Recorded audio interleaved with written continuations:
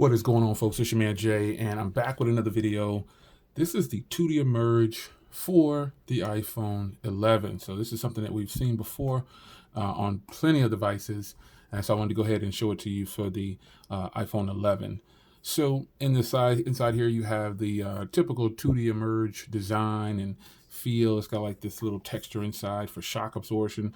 You can see little indentions here in the corners where you'll be able to, if you drop it on the corner, it'll protect it, hopefully, and not shatter too quickly.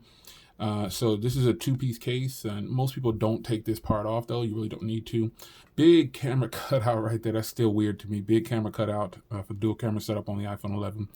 The vibrate and mute switch here, volume rocker, power button, and then your ports here.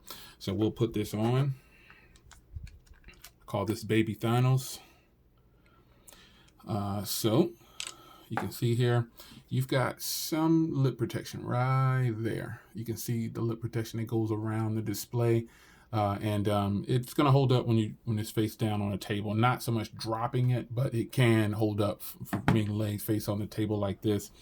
And again, the cameras now are pretty much a little bit recessed and almost flush at the same time.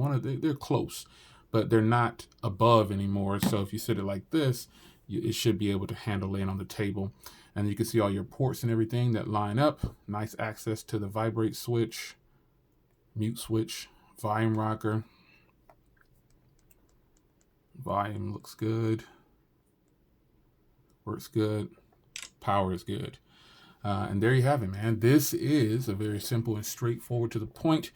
This is the Tudia Merge for the iPhone 11. I will leave the link down below. So be sure to grab yours after this video. It's your man Jay. 2 minutes or less.